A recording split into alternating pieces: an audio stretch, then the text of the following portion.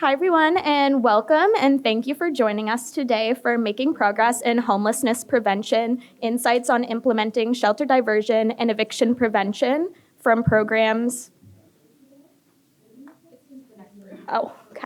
in 6 community organizations. So we're here today to represent the Canadian Observatory on Homelessness located in Toronto, Ontario, but we have a diverse staff from across the country. We also have panelists here today that will have an opportunity later to introduce themselves. We would like to acknowledge that we are on the ancestral and unceded territory of the Mi'kmaq people and express our gratitude towards all of the Indigenous partners who have made today possible, as well as the traditional lands that we all come from to you today. So the Canadian Observatory on Homelessness, also known by the acronym COH, is currently undergoing a project focused on shelter diversion and eviction prevention in Canada.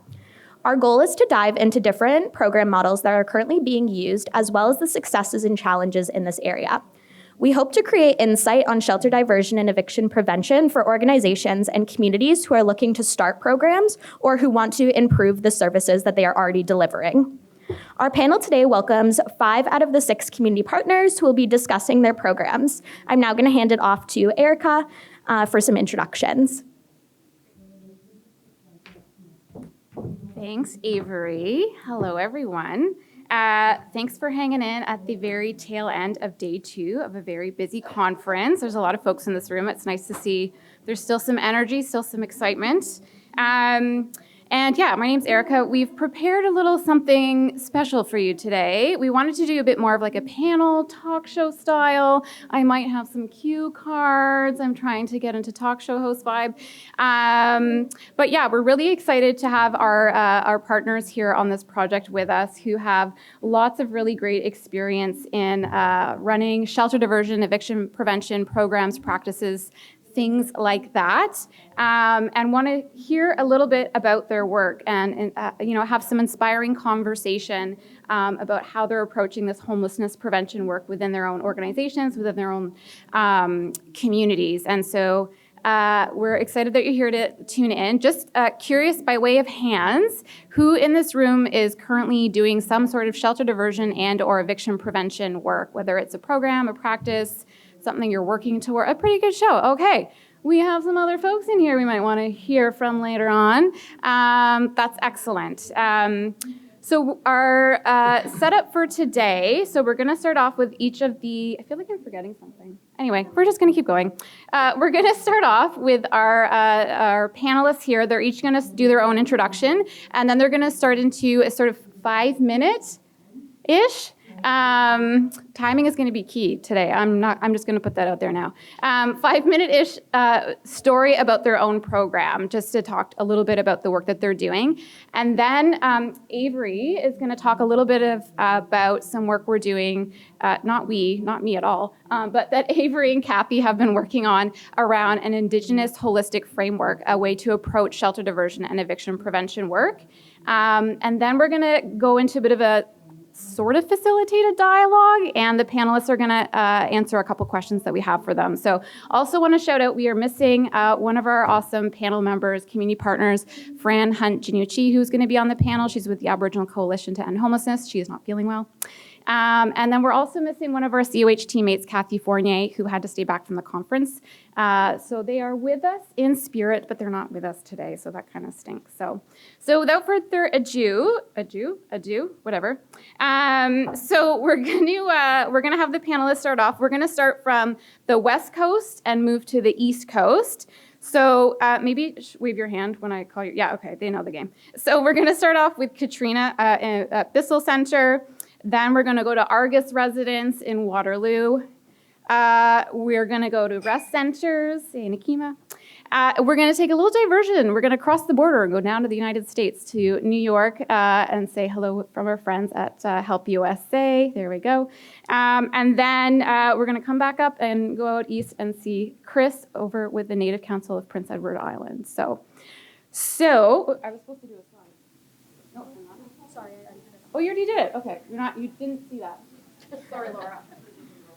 Okay, so without further ado, go ahead, Katrina.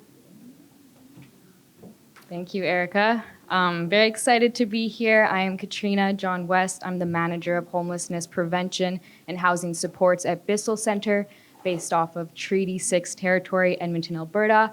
And really excited to talk about Community Bridge, our eviction and utility disconnection prevention program. So this program started in 2014 as a response to a gap in financial supports for those facing housing loss due to eviction or utility disconnection. We would provide interest-free loans paid directly to the creditor. In the last few years, we've really evolved our program to use financial empowerment interventions as the primary tool to support households while still being able to offer those interest-free loans. So what do I mean when I'm talking about financial empowerment interventions? The first thing is all our frontline staff are trained as financial empowerment coaches, and this training was created in partnership with Prosper Canada. If you don't know who Prosper Canada is, they're the leading guru of Canada for financial empowerment. So participants sit with our financial coach, they have a coaching session, and first assess why they're in that situation, what led to that eviction, if advocacy is needed, perhaps with the landlord or elsewhere. Then they create a budget. This budget is really important because we want to ensure that they're sustainable in their household. We want to make sure if we help them this month, they're not going to be in arrears in the upcoming month, facing another eviction. So we look to see, okay, good, their income can sustain their household and all their expenses. If not, we support them to relocate to a more affordable place and we'll pay that first month's rent damage deposit. Once the budget is created, we look and see what benefits they may need or supports, do those referrals, fill out those applications, and then we create 2 financial action goals.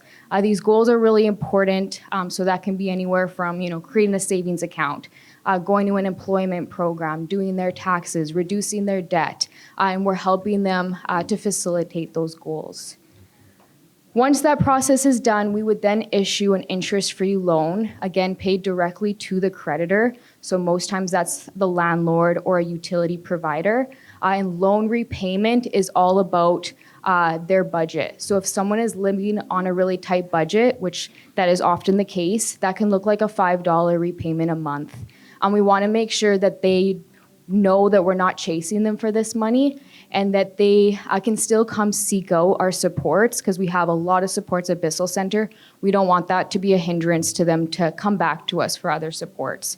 Our average loan is around $1,300, and that has been slowly increasing over the last years, of course, due to inflation. Community Bridge is very accessible. During the pandemic, we used to be only in person, but of course, everything got shut down. So we removed some of those barriers and made the program actually fully accessible virtually. So that was able to expand our reach significantly and support people that wouldn't usually come into the inner city core to get those supports. And so a lot of our folks go through our program totally remote, but of course we still have those in-person supports available.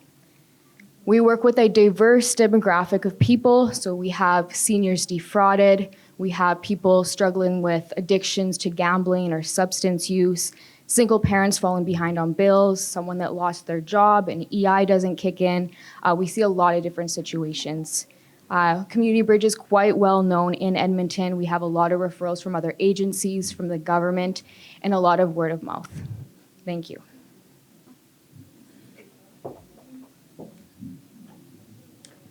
Hi, everyone. My name is Laura, and I'm the manager of First Connect, which is the coordinated access point into the shelter system of Waterloo Region.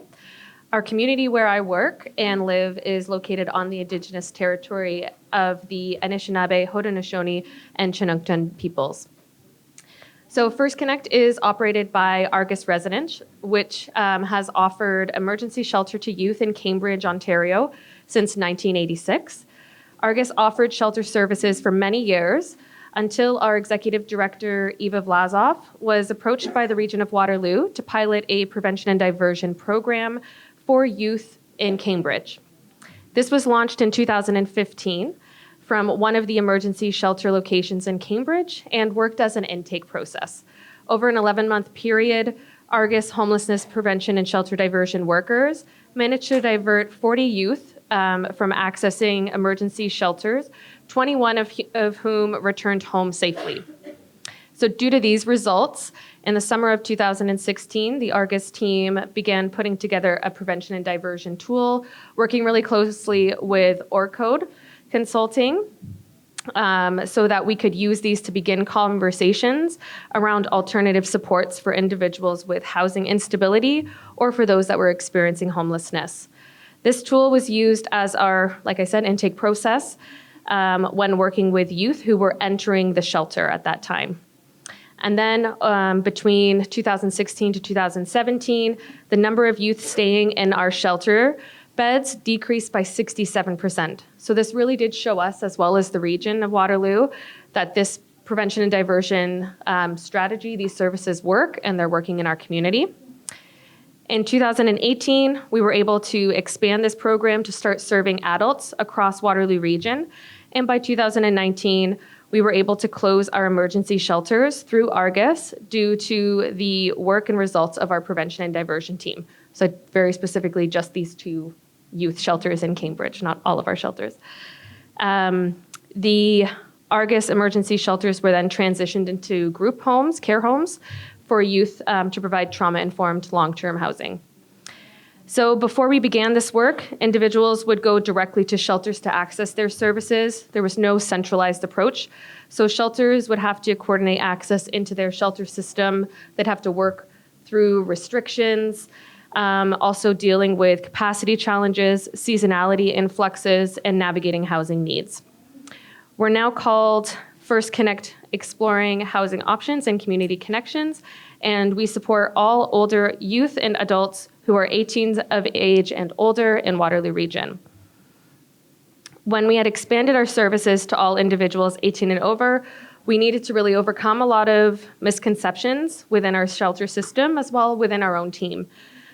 These included the idea that prevention and diversion prevented and diverted, or prevented people from accessing. So having the idea that we're gatekeeping the shelter system. There was also the misconception that we were an added step in the process of accessing shelter. It was too bureaucratic, and that people would have to provide proof of their eligibility into the shelter system. So those were things that we had to work through together with community partners, also within our team ourselves, so then we could overcome those challenges. We did this through a lot of relationship building, unlearning, learning again, and open communication with all of our community partners as well as the region of Waterloo. And we came to this work by trying to put aside these assumptions so we could meet people where they're at. We really do this by slowing down the conversation to explore how we could support them in that moment and moving forward, and provide them with appropriate resources and referrals to community organizations. So how our line works is that someone will give us a call to our central First Connect phone line, which is available 24/7. People call into the service by phone. If folks don't have access to a phone, a lot of folks are able to make their way to an emergency shelter or drop-in center. We know that this still remains to be a bit of a barrier for some folks that can't access shelters, but typically people are able to find a way to connect with us. Through exploratory conversations, we aim to better understand the experiences of the individual, what works for them in the past or what has worked for them, and go over safe and appropriate alternatives. This work involves increased attachment to family and loved ones when it's safe to do so, connecting individuals with community resources when appropriate, and exploring options using their experience, their needs, their wants, their desires. So this is just a little infographic from data that we collected between January to September of this year. So you can see that we've taken over 6,500 calls already in this year, which is high for us. Last year we had 6,700 calls for all of 2022. And for those folks that are calling to access shelter, we were able to prevent their homelessness or divert them from accessing shelter to more appropriate alternatives 68% of the time.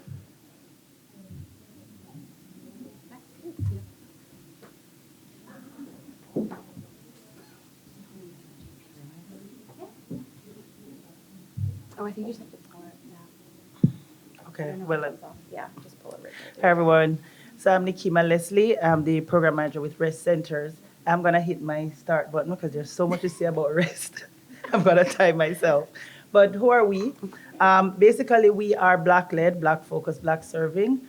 We operate in the region of Peel, which is located in Ontario. We also function on lands Mississaugas of the Credit First Nation. We were founded in 2015 by Dagmar Koyi, who herself was faced with homelessness on 11 months after coming into Canada, right, after migrating. So that's how REST was born.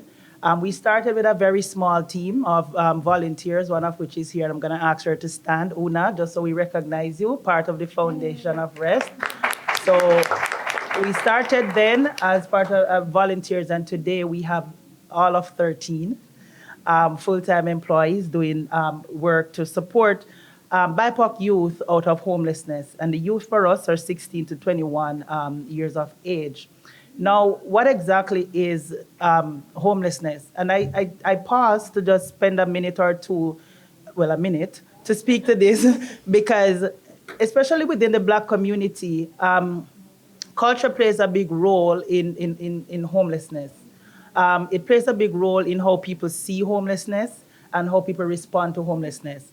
So, for example, for some of us who may be from a particular generation, we have to, tough it out, fight it out. This business of you have to be mentally tough, right? So today, as we recognize the value, the importance of acknowledging mental wellness, you have to kind of change perceptions.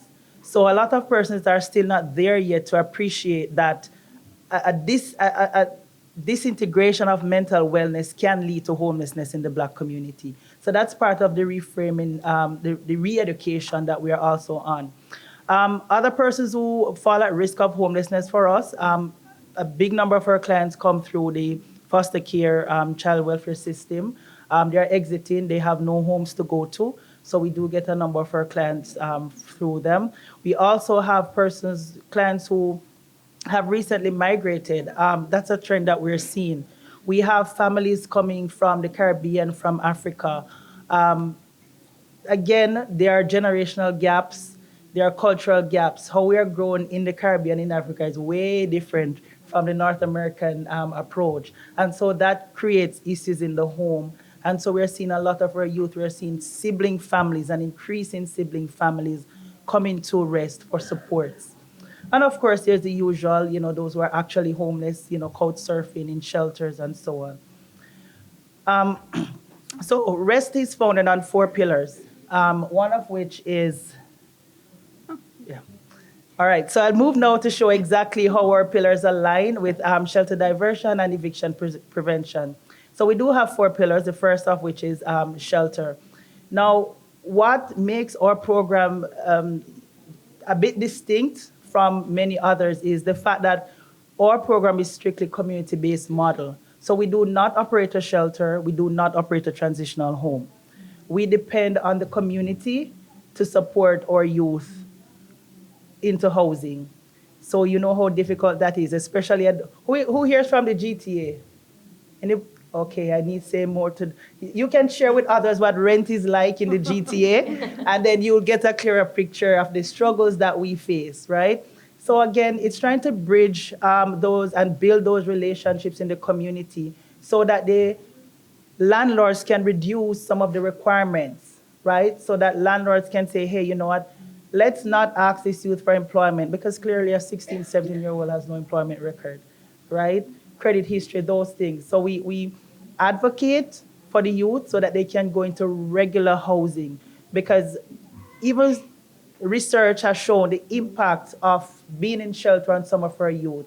Some of them are not exposed to a number of things, and I'm not knocking the shelters, serve a purpose, but we have to acknowledge that there are different complexities to that. So shelter diversion is really through that model. And we also provide income and housing application assistance. So if they come in and they're not employed, we will connect with other agencies or OW, whatever it might be. We provide employment training so that they can become more equipped. of course, in terms of eviction prevention, much of what we do aligns with that. So they have ongoing case management, which is a whole series of wraparound supports, walking them through their whole goals and ensuring that we're with them every step of the way. Importantly, what? Go for another minute. Keep going for another minute or two for sure. Yeah. It's good. Keep going. So this is raw. So importantly, we do provide tenant and landlord training and support that are very culturally sensitive. We have developed an entire program around this to ensure that both our landlords are able to appreciate what our youth face and how to respond to some of the issues. We do have landlord engagement specialists. We do have housing coordinator that works to get the youth. We also have the program that's called FIRM. You can see what it means on the screen, where we provide culturally sensitive counseling. Again, because of the structure of our staffing, we are able to relate to the clients that we serve. They see people who they feel more comfortable relating to, who they believe are more understanding of their situation. And so we try to keep that. We do have a diverse staff, I'll say for sure, but we try to ensure that our clients feel as represented as possible and comfortable. I'll move quickly, and we do go into the schools, working with the schools to ensure, again, educating people, working with the youth to prevent them from wanting to leave the family home if that's a good alternative, so that they maintain their housing and therefore do not face eviction. Quickly to another pillar is living, where we provide, again, shelter diversion through rent subsidies, so that at least that provides them an opportunity to go into the community and rent, emergency needs, if they need storage, etc. And you see the other supports there. Our HERO program, again, it's all around counseling, talk therapy, referrals. And our newest program, which is RISE, has really created inroads because it has brought the youth together through mentorship. So they are feeling more validated. They have a better sense of mental wellness. And then finally, our growing pillar, that's where we have a lot of work, the wraparound supports that was mentioned earlier by my colleague here. So the financial literacy pieces.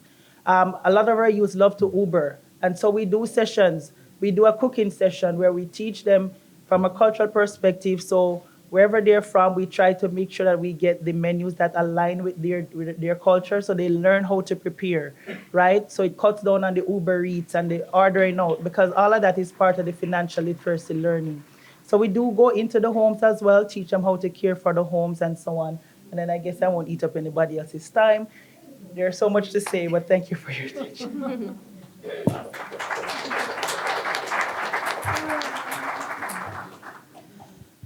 Hi, good afternoon.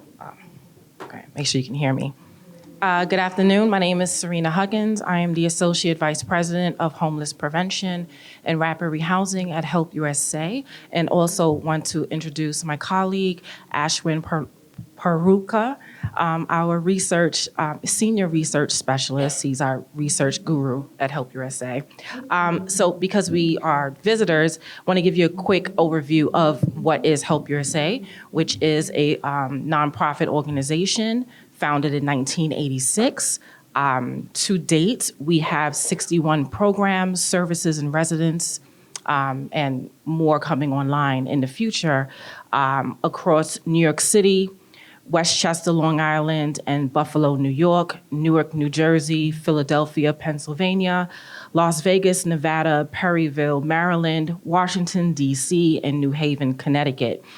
In these areas, we are providing services in transitional housing, permanent housing, homeless prevention / eviction prevention, veteran services, and domestic violence. Specifically, the home-based program in New York City is a homeless prevention program designed to service New York City residents experiencing housing instability. The program was established in 2004.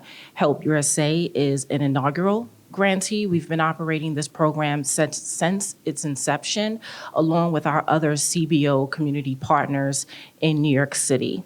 Home base focuses on households who are deemed at imminent risk of becoming homeless and or entering the shelter system, we utilize an RAQ, which is a question system to measure the level of risk that a family may have of entering homelessness, whether it's a first-time experience or a reentry into the homelessness system.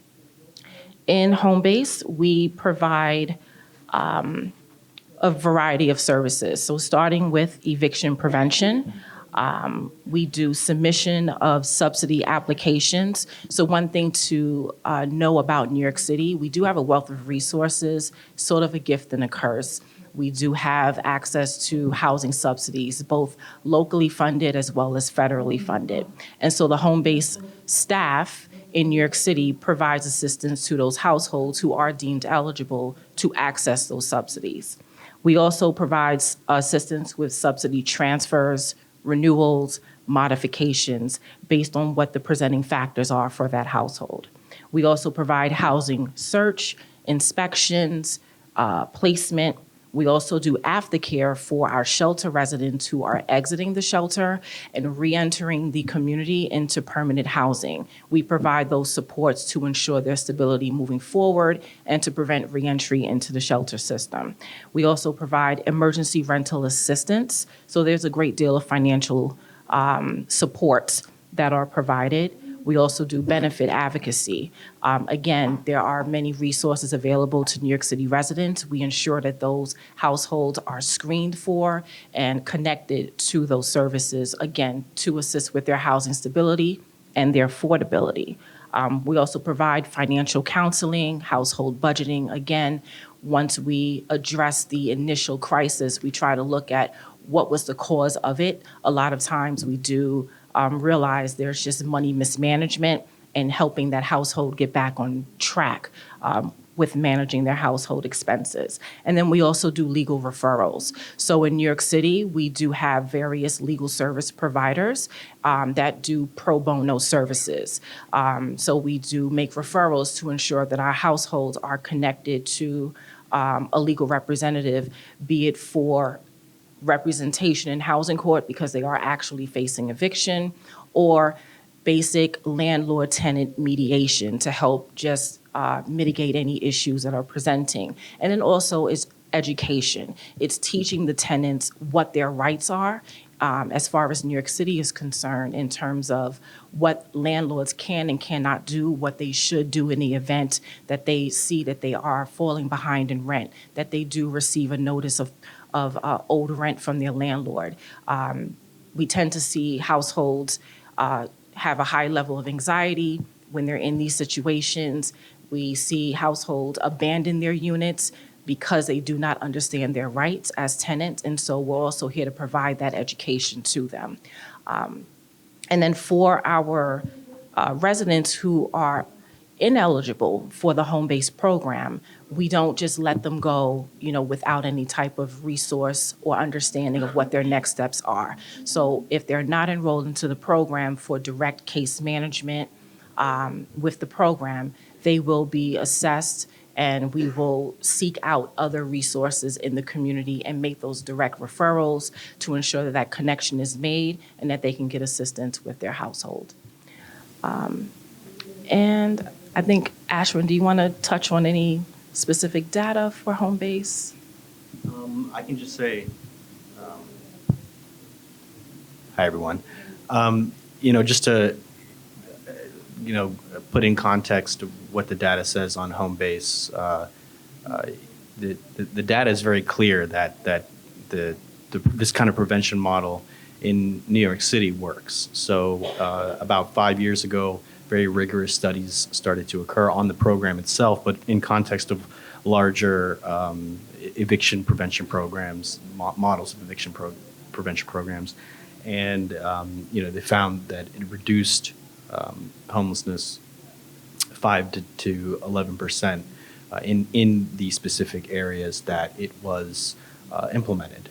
And I think we should note in terms of all of those services that Serena mentioned, potentially why it's successful. And also at the New York City level, Overall, it it prevented 97% of families, that's families with children and adult families respectively, from also entering the shelter system. And that was an evaluation done about 2 years ago. Just two notes on maybe potentially why it's very successful, or it has a track record of being successful. One is the method by which the services are provided through a method called critical time intervention, which provides very intensive direct services for the first 3 months based on the assessment, based on the risk assessment, health, community, health, employment, psychosocial services, and then by the end of the 9-month cycle, the intention is to have provided the clients with their own access, while also sort of providing some kind of support, but having linked them to those services.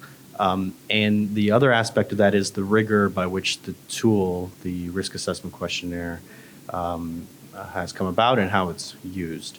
So very briefly, that tool came about through very rigorous studies that identified specific risk factors to homelessness, and particularly in New York City, demographic characteristics, issues of social disruption, such as involvement in child protective services, and multiple forms of housing stability. And this is very particular to a New York City context where people move into the shelter system, and out of the shelter system, a state of recidivism exists with many vulnerable families, in particular those that fall into homelessness. So these factors have been sort of appropriately aggregated into a risk assessment tool, and appropriate cutoffs are applied for the specific level of services. And so through that model, through that method, it has been shown to work. I'll end this with just saying there is a caveat to that, which is that the COVID-19 pandemic disrupted a lot of the assumptions about the provision of those services of the program, which has added new challenges, which maybe we can discuss later. But yeah, that's all I wanted to say. Thanks.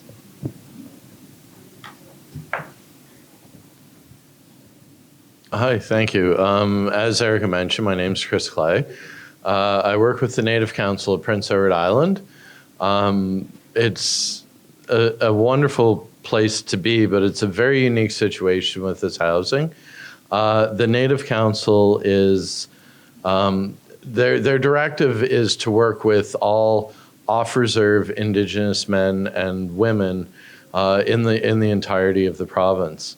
So though we work and play in Mi'kma'ki territory, I deal with nations from all across Turtle Island. Anybody that comes to the Native Council is given whatever help that we can. I am the Reaching Home project coordinator for the council. My goal is to find sustainable, long-term affordable housing for anybody who comes requesting my help. Unfortunately, in the province that I come from, the housing crisis has hit us very hard, and more often than not, the vacancy rate in the province is less than 1%.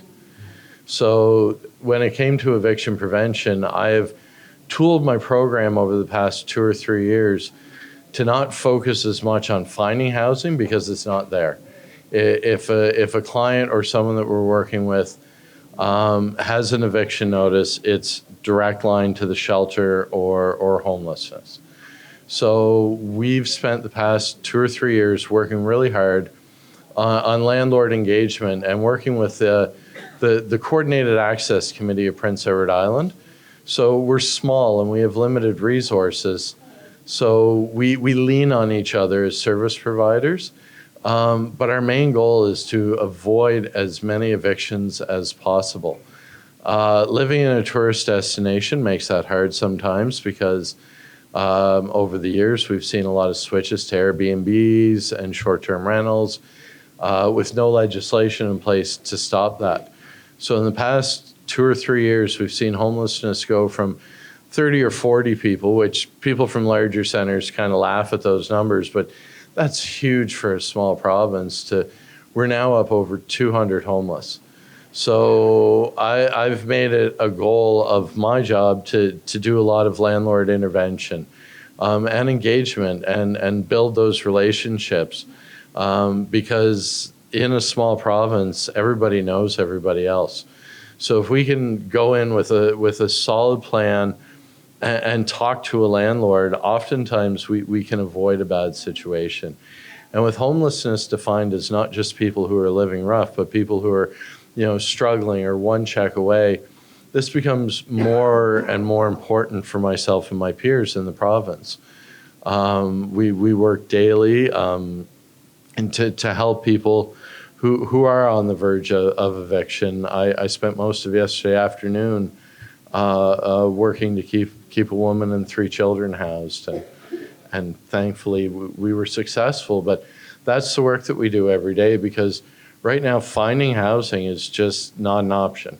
So keeping people housed, and then we've grown my program to a point now where advocacy for housing has become a major component of it.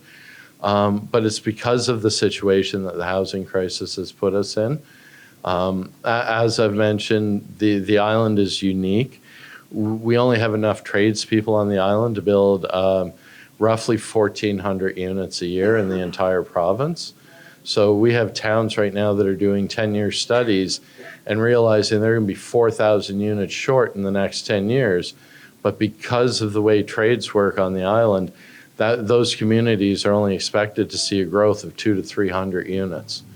So getting on top of the homeless issue now has become the major goal of my program. I do a lot of street outreach, but I work with tenants. If you're struggling, we find out why you're struggling. What can we do to help? My program funding is now almost primarily being used for rental assistance for people who are struggling, or one-time damage deposit for people who are moving, because prices are just, they're not affordable for average people. And the clients that come to the Native Council all have their own bag of problems, I guess would be a good way to say it, from the systemic failure since the beginning of Canada. Every client that I work with has the traumas of being a survivor of the residential schools, or the 60s scoop, or child protective services. A lot of them don't have the skills. Most people, as they're growing up, their grandparents will teach them how to cook, or family members, or, we deal with clients that don't have those life skills. So that's where we find we've really hit it well with the landlord engagement, because we can go in and sit with the people that we're working with and work out budgets, find out where the shortfalls are, and then lean on our other community partners to, if it's food that you're lacking, we reach out to the soup kitchens and the food banks. We make sure that you don't go without food in your belly. If you're cold, there's programs on the island that a lot of people don't know to navigate. So that's become a major part of the job outside of finding housing. And we've seen a lot of success in a housing market with less than 1%. My program has housed 17 people in the past 3 months. Again, people that come from big centers, it's not a lot, but in our small province, that's a huge step. Annually, the retention rate through my program, I only see 1 or 2 of the people that I put into housing actually evicted at the end of the year. So those success rates, I believe, come from the wraparound housing and the leaning on the other service providers that I work with for that peer support that's needed. And I think that's it. Thank you. Yes, thank you, panelists. That was excellent. And that's just a little snippet of the work they do. And I feel like one of the things we've learned, so we're doing this project in one of our deliverables is we need to come up with like a program model for shelter diversion and then a program model for eviction prevention. But we're quickly learning just from these fine folks up here, there's not going to be one model that's a one size fits all for everyone, right? So there's probably common practices, but we're not going to have this is what you need to do for shelter diversion. So thank you so much, all of you, for highlighting that so far. And also just want to acknowledge, Chris, your comments there about, trying to do things now to kind of get ahead of the things. We're mindful also that, we need the shelter diversion, eviction prevention type programs and practices, but we also need that broader systems and structural changes to happen, right? That a lot of organizations are butting up against and doing the best they can, but within this broader environment of terrible housing and income security and all the things we all know about. So Avery is going to come back up and talk a little bit. Do you want me to flip the thing up? About the framework. Sure, go for it. Thanks. So hello, everyone. So my name is Avery, and I am the Shelter Diversion and Eviction Prevention Project Coordinator at the COH, but I also work as an Indigenous research assistant. So that's why I'm here to kind of provide a little bit of background about the Indigenous perspective of this project. I'm sending regrets from Kathy and Fran, who are unable to be here today, but they are the basically main people who have been developing this framework, and I'm really sad that they can't be here today, but I'm hoping that I can live up to their standards and present it to you today. So for just a little bit of background before we get into it, as part of the research project, we went through the process of a literature review on some various topics in order to get some background knowledge on shelter diversion and eviction prevention. So from this search, we adapted an Indigenous environmental scan, which digs deeper into the historical events that continue to impact Indigenous people today and how these deep-rooted factors contribute for the need of a more holistic practice. Some of the research that we found on shelter diversion and eviction prevention, it was very limited, and it's evident that there is not much out there, and I'm sure that those of you who are service providers in this area, you know that there is such a limited area of research in this topic. So when looking at the Indigenous perspective, you can imagine that that pool is even smaller, basically non-existent. So basically, what we wanted to focus on is highlighting the fact that Indigenous peoples are very overrepresented in the homeless population, and the services that are offered need to be tailored to Indigenous people. So by creating a holistic model, the thing is that if you're creating a model from the Indigenous perspective, that can be used for everyone, versus a model created for everyone is much more difficult to tailor to the Indigenous perspective. So an important thing to highlight, this is actually from Jesse Thistle's research. I'm sure that some of you in the field are aware of his research. It's very great. So he also refers to Indigenous homelessness as houselessness. So due to Indigenous people's connection on the land, homelessness encompasses a lot more factors. So considering the fact that it can be phrased as houselessness. So you may still be on the land, which is their home to them, and they just don't have a roof over their head. So that is what they would consider houselessness. Homelessness can also refer to the lack of a spiritual connection or the cultural connection that one has. So those individuals who move from maybe their reserves to off-reserve or to urban centers, they no longer maybe have that wealth of cultural resources that they had at home, and they are basically disconnected from their culture as they enter into homelessness. So I'm just gonna switch the slide for a sec.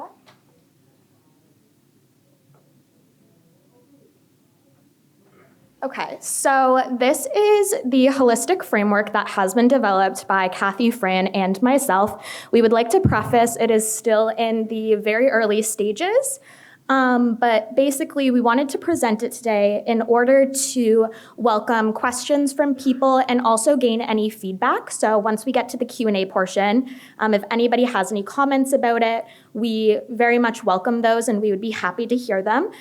Because this framework is geared towards non-Indigenous organizations. So we want to get perspective from other service providers. So what would be helpful to you when developing service to Indigenous peoples? So are these things helpful? What do you need in terms of guidance when delivering to Indigenous peoples?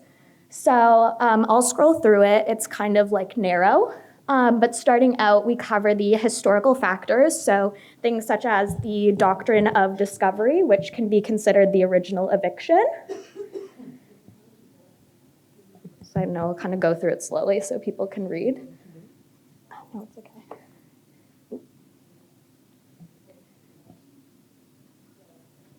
So the doctrine of discovery is kind of the fundamental basis of homelessness that we reached into. It's basically the original governing document that basically gave settlers and the right to Canadian land.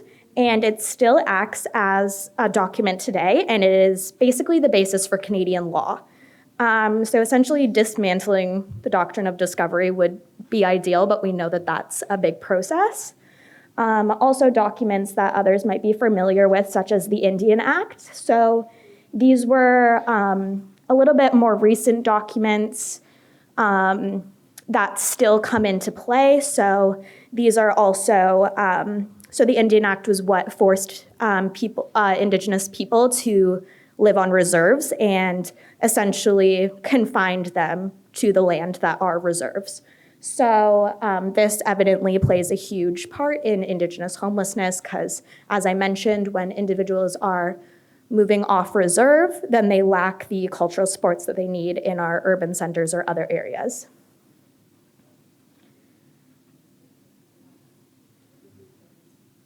So looking at the contemporary realities, we basically emphasized how all of these historical impacts come into play today and how they're still affecting Indigenous peoples. And the biggest thing is the contemporary approaches. So this is the framework that we've developed. Okay, it cuts off a little bit, but that's the whole screen. So taking the medicine wheel in the center, basically addressing the mental, physical, emotional, and spiritual factors of health, which is a traditional Indigenous way to look at things, and really encompassing holistic health. And so as you start from the outside and work your way in, on the outside we have things such as the social determinants of Indigenous health, concepts such as self-governance, policy and government change, these kind of broad concepts that are playing into Indigenous homelessness. Moving into the next level, looking at Indigenous practices, so cultural teachings, ceremony, the impact of culturally competent staff when providing services, things like that. And then moving into the challenges that most organizations are facing, having sustainable funding and reducing the barriers to harm, things like that. So this is kind of the model. Like I said, it is a work in progress and we welcome your feedback. But that's it for me right now.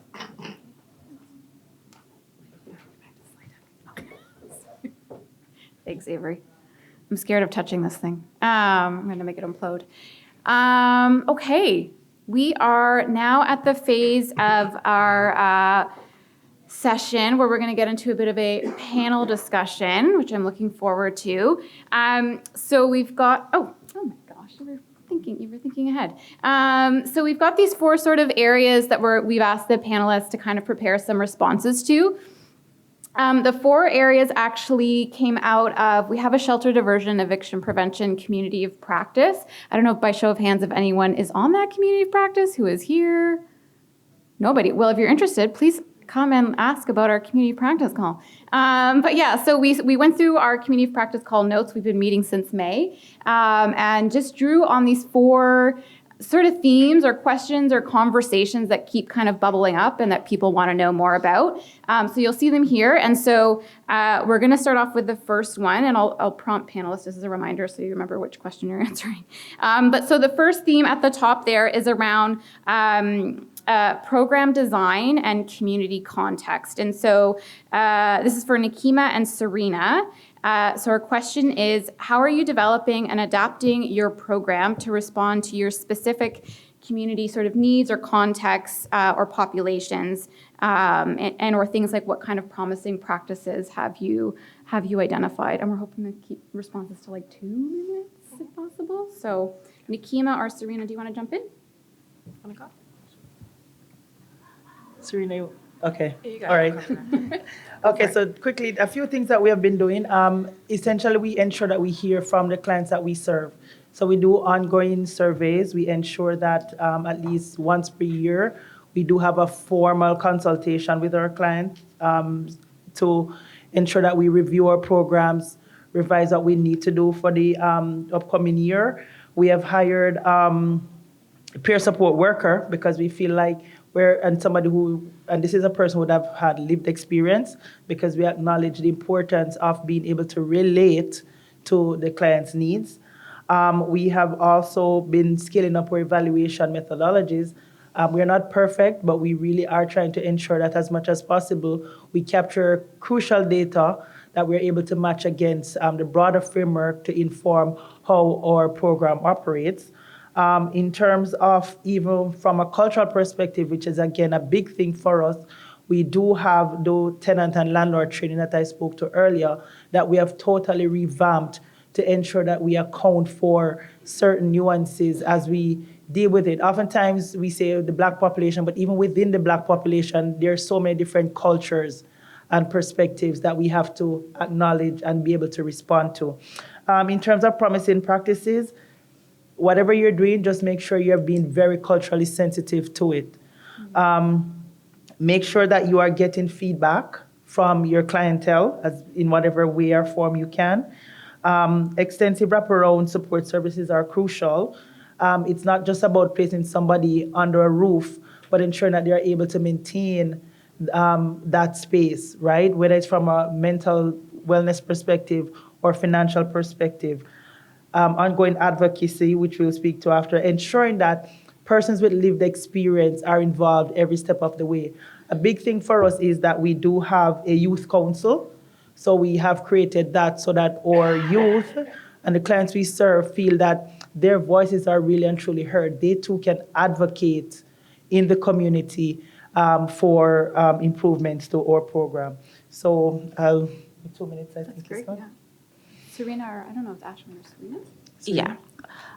So New York is in a very interesting space currently. So with our home-based program, and to Ashman's point earlier, the pandemic has had a significant impact on services for home-based and other CBOs and other programs. So in response to what we're seeing, New York had at a point an eviction moratorium. So there was a stop on evictions. New York has a very strong tenant-landlord law in place. So evictions do not happen overnight. It is a paced process.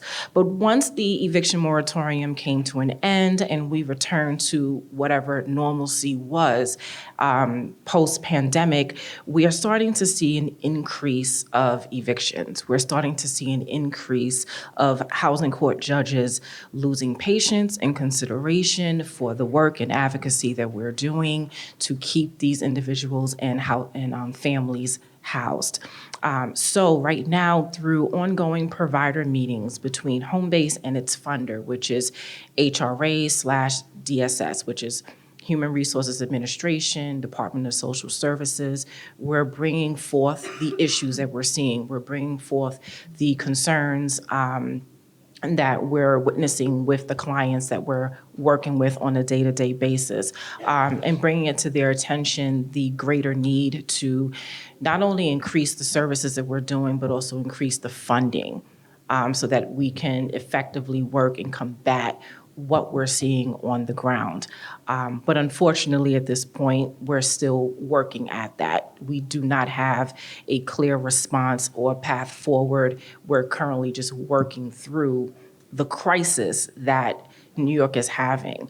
When I mentioned earlier that New York has a wealth of resources and is a gift and a curse, while we have resources such as housing subsidies, we don't have enough housing to house our individuals and families with these subsidies. So, it becomes a counterproductive measure, and it's something that we're working through as well. And as far as promising practices, again, we're sort of in a weird area. Again, we are responding to unforeseen changes due to the pandemic. We are adjusting as we move along. We're also currently waiting to see what the current mayoral administration is going to do in New York City with respect to funding. New York City right now is dealing with a migrant refugee influx. We have over 90,000 migrants come to New York City. Our shelter systems are bursting at the seams. Help USA, along with other CBOs, have been charged with manning various migrant shelters in New York City. But at the same time, the mayor is now asking for us to make cuts to our budgets. And so, again, counterproductive. You're cutting the budgets, but we also need these social services to address the issues of the residents of New York City, as well as the issues of the migrants and the refugees coming to New York City and filtering through our shelter systems. So, hate to be a Debbie Downer, but this is what we're working through right now. But it seems that what we're going through in New York seems to be mirrored in other areas outside of our locale as well. Okay. Thanks, Serena. You're not a Debbie Downer. You're just keeping it real, telling us what you're working on right now. Maybe some folks have some ideas here. Okay, great. So our second theme is around advocacy, and I think that has come up in little ways in the program stories earlier. And so again, our question, this is for Laura, then Chris, then Nikema, is what role does advocacy play in your work, whether it's sort of advocacy on the ground or more broader perhaps with, say, funders or government folks? So I think, Laura, we're going to start with you. Sure. Yeah, go ahead. Yeah, thank you. I think advocacy plays an integral role in all aspects of the work that we do. On a micro level, we advocate for every single caller based on what is the best outcome for them. So if that is going to shelter, then we connect with our shelter partners, advocate for a space in shelter. If the best outcome is an alternative support, such as like hospital respite, crisis respite, mental health services, then we call our community partners in that sector, advocate for them to be either put on a wait list, get immediate support, whatever we're able to get in that moment, so then we can support them. On a micro scale, we use internal data, trend reporting, and qualitative findings to advocate for our callers on a larger scale to our municipal government and funders. By collecting data, we're able to better analyze and understand reasons why folks are accessing shelter so that we can improve our approaches. For example, what was on our little infographic that we found this year is the most frequent reason why folks are accessing emergency shelters in Waterloo region was due to breakdowns in relationships, discharges from carceral institutions, individuals who are coming from other regions, individuals who were evicted from RTA or non-RTA units, street sleeping, and refugee claimants. So based on this data, we're able to use that to advocate for more funding in certain areas or for folks who intersect with these barriers specifically.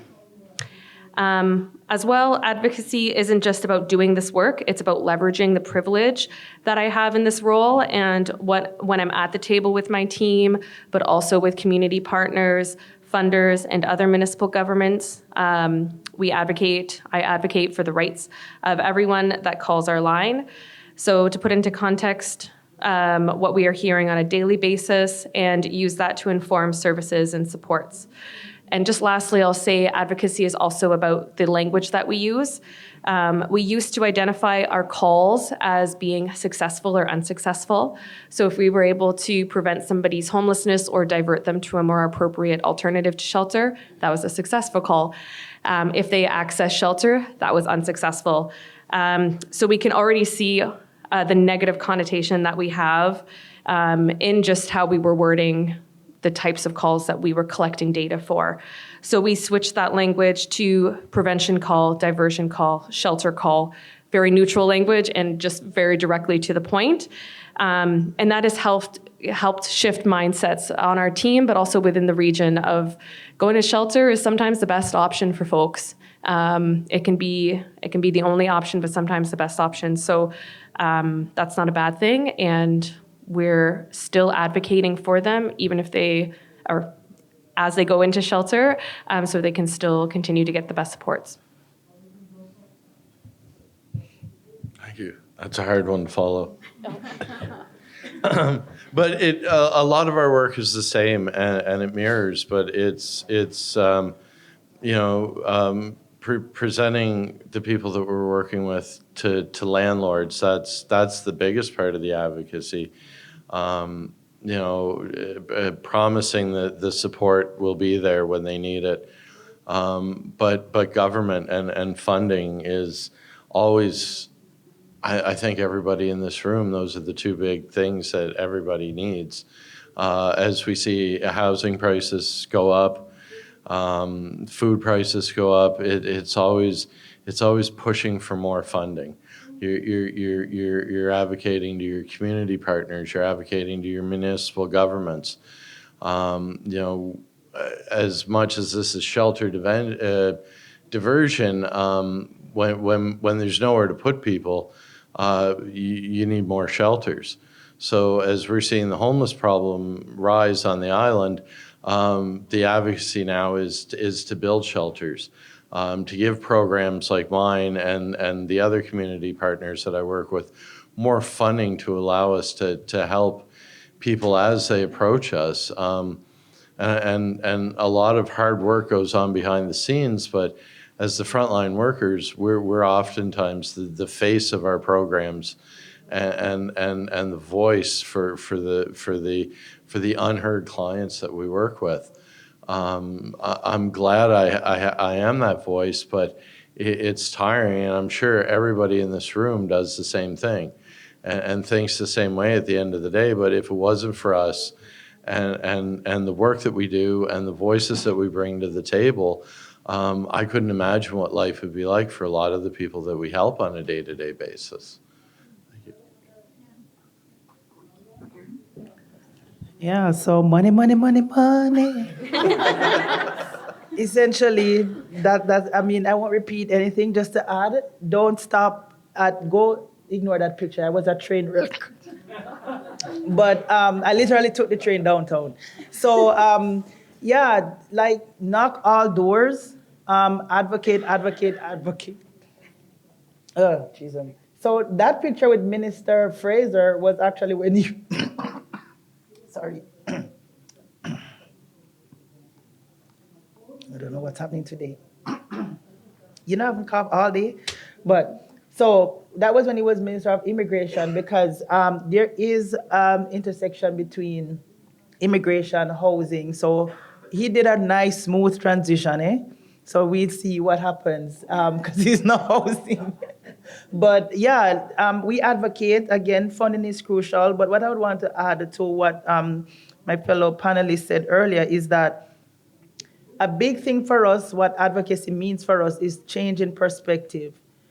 When we say we serve Black youth out of homelessness, people go, They think gangs, they think violence, they think drugs, they think everything negative, even within our own community.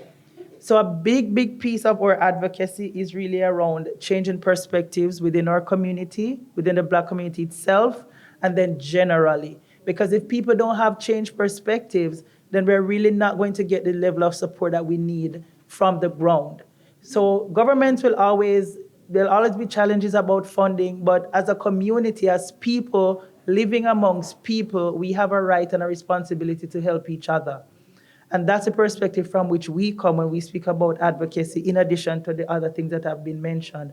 Another big piece is to utilize the call of practice, right? It really provides that opportunity as we advocate to learn from others and to build on our own framework using other perspectives. So that's the only thing I'll add to what has been said before. Thanks, everyone. Excellent, excellent words. And yes, if there's any funders in the audience, I hope you feel very inspired right now. Okay, our third theme is on collaboration. I think if I take anything away from even this conference, it's how the importance of collaboration and working with others. And I think one of the things I've also noticed about the panelists is how much work they're doing, but how much they're also pulling in other folks as a part of this work, and that it's such a crucial part of the work that they do.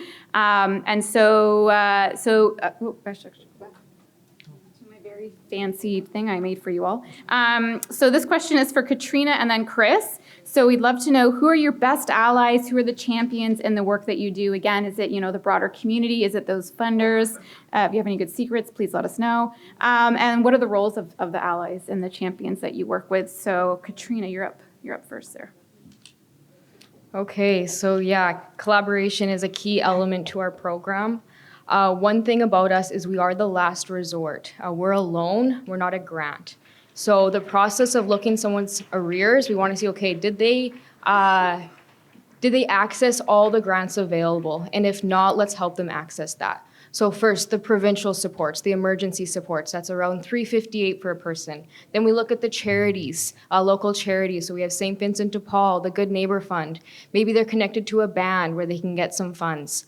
So last year, we were able to leverage over $70,000 in grants for participants coming to our program. And that sometimes covers their full arrears, or it covers part of their arrears, so then their loan with us is not so big. So that's a key element for sustainability for us and for the participants. Referrals to promote sustainability, well-being, access to resources is also a huge component to our program.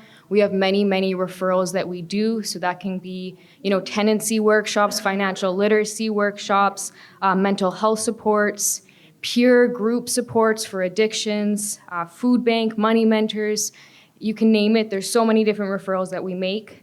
And then finally, having strong collaboration with our funders. Our main funder right now is the City of Edmonton, and so ensuring that we're accountable to taxpayer dollars and that the work that we're doing is effective, and then seeking out other streams of income, so we have other smaller grants that come in.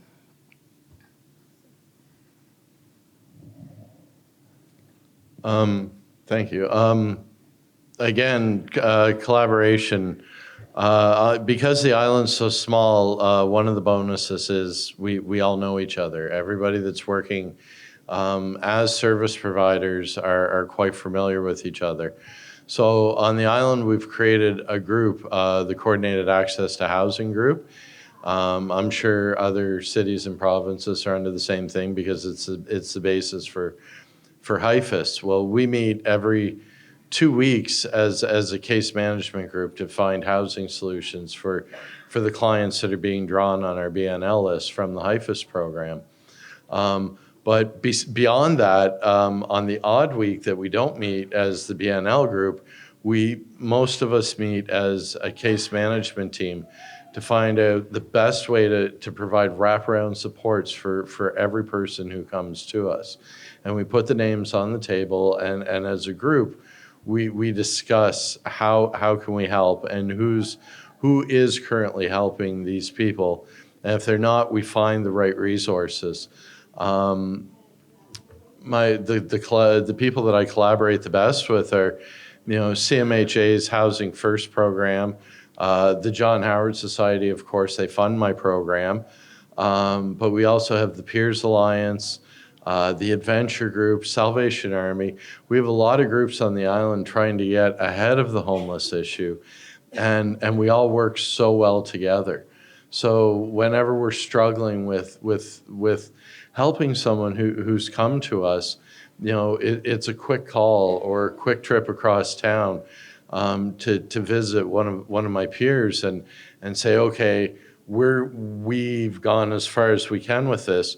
What can you do to help? Or I know that your program has access to this. Can you help this person?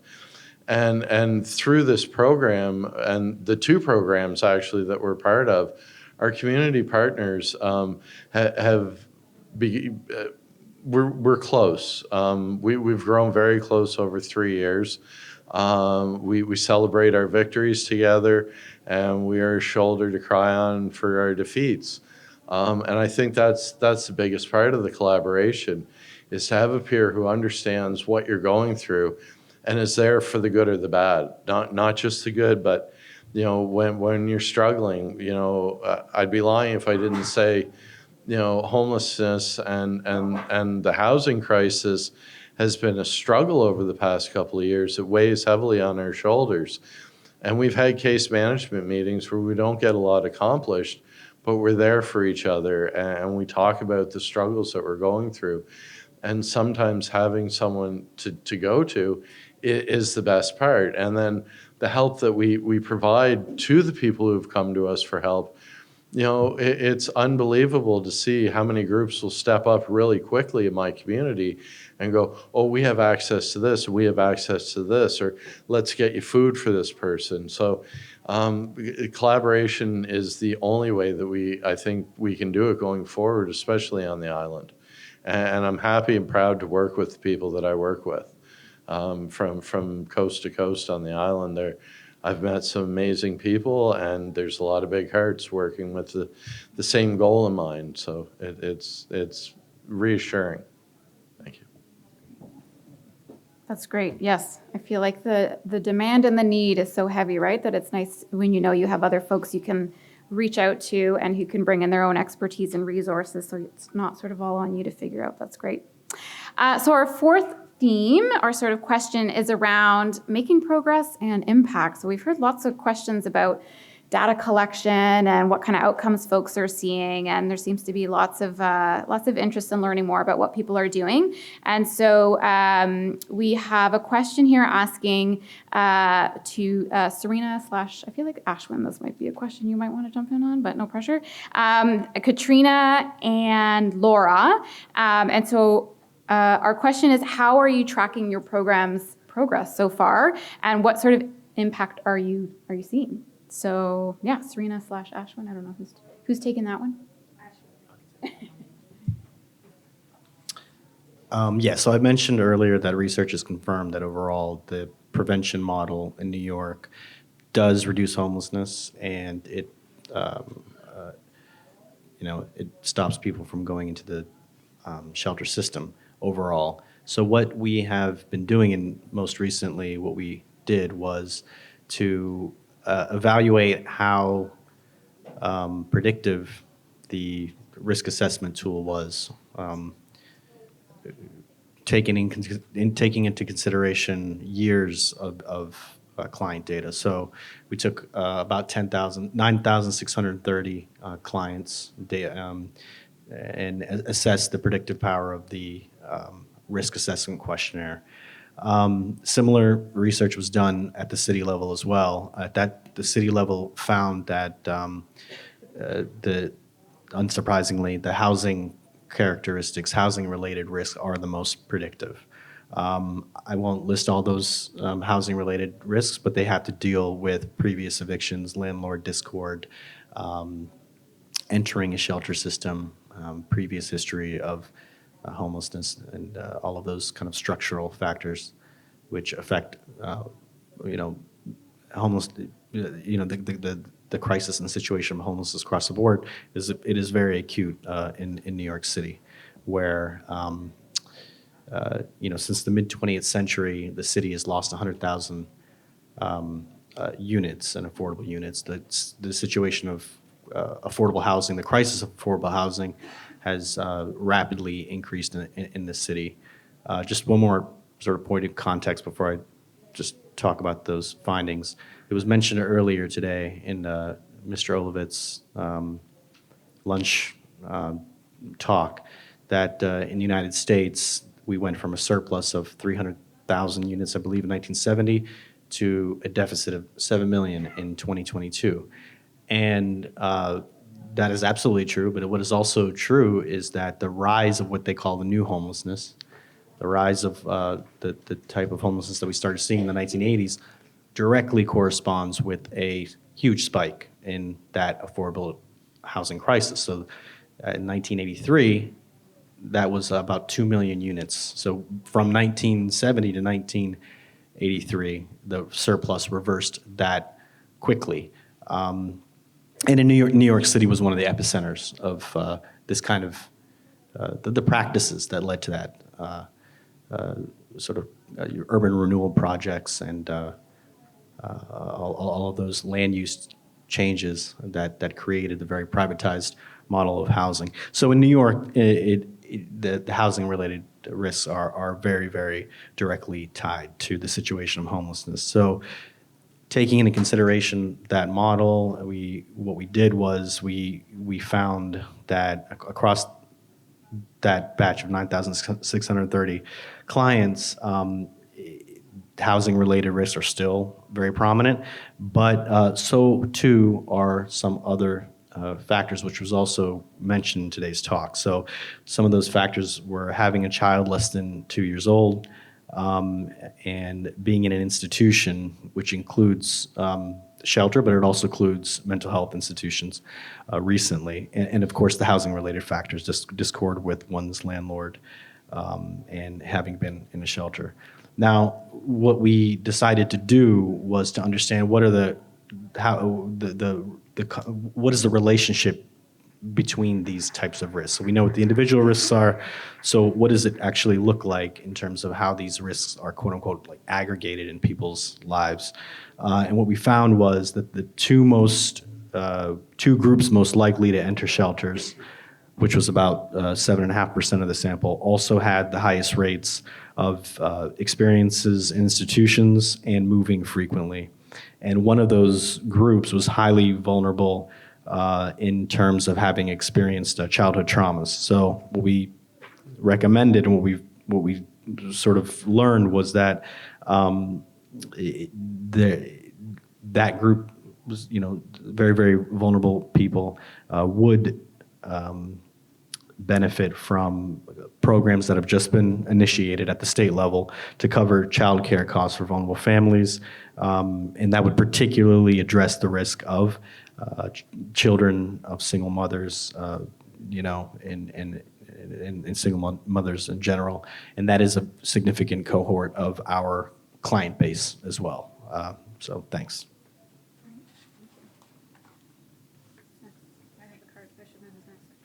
Katrina. Yeah, so I'm a big advocate of data collection to improve programs and making sure it's effective, especially for our eviction prevention program. If we support someone this month and then they're on the street next month, obviously our program is not very effective. So we have obviously regular monthly KPIs, so successful interventions, number of referrals, but the main one is housing retainment. So we do follow-up calls at 1 month, 3 months, 6 months to assess how their housing situation is and if they need access to any more supports. And that's the best indicator for us to see if it's working. Because we are alone in the early days, that was a barrier for people to pick up our calls, especially if they're not paying it back. We'd have our numbers blocked. We'd have people pretending they weren't who they were, whatever it was. So we made it very intentional from the start that those follow-up calls, we're not even going to talk about the loan repayment. We don't care about that. And then in the last 6 months, we've actually started to offer a $20 gift card incentive to grocery stores.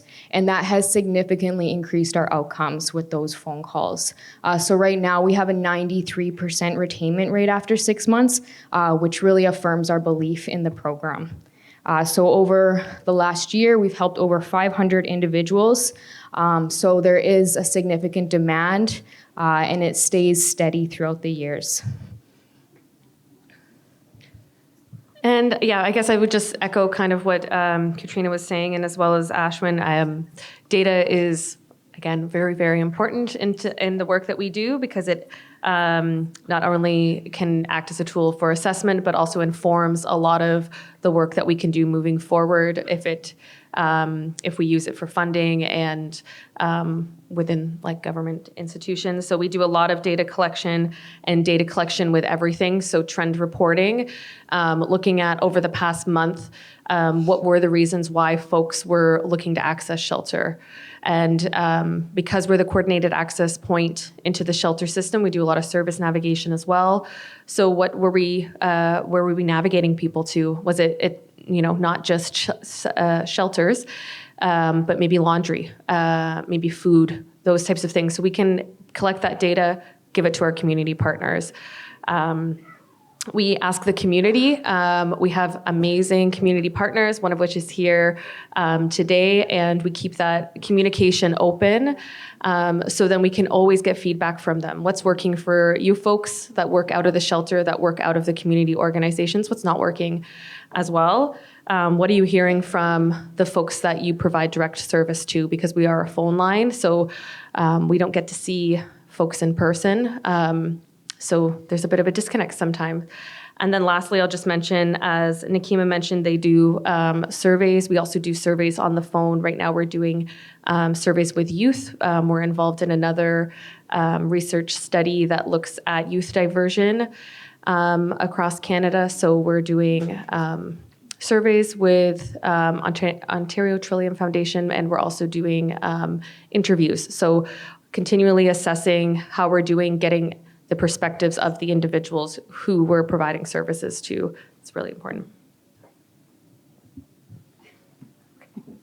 Okay, actually we have one more bonus question, which was it's a 30-second rapid question. We just in one very brief sort of statement, we'd love to know what's next in your program story. What's sort of the next sort of thing you're working on or you're working towards? We'd just love to get a taste of that. Yeah, 30 seconds. So I'm working on a Home for Good program. It's a collaboration with another CBO in New York City, and it's going to focus on rent arrears reduction and aftercare services for housing stability in New York City. So we actually did a pilot program where we had a community worker go into shelters a couple of days after folks had just accessed shelter to continue that conversation and build action plans. We did a pilot program with people just on our team, and then we were able to secure some funding. So now we have 6 shelters in Waterloo region, which seems like a lot to me, but if you're from Toronto, I'm sure that's not very many. But yeah, so we're able to go into shelters, work with their staff, their housing workers as well, and kind of liaise between First Connect, our team, and the shelters to try to support them with quick exits from shelter if possible. I'm going to still be working, I guess, on growing my program, but I'm also working on a side project to provide outreach services to all 3 counties in our province. We're hoping to see that launch sometime in the new year, and that's pretty exciting. So, thank you. We're looking at expanding our virtual services, so we're not only just in Edmonton, looking at some partnerships with affordable housing agencies, and then doing a formal evaluation on our social return on investment. Okay, so for REST, we're going to be building out our data collection and evaluation strategies through funding that we recently acquired. We're going to also be scaling up our housing program through, after our consultancy has been wrapped up, looking at different models of community-based housing, and to also expand our services. Currently, we only have 1 office in Brampton, so we're looking to have satellite offices throughout the region of Peel. Okay, so we just want to say thank you to our panelists for your amazing background on your programs.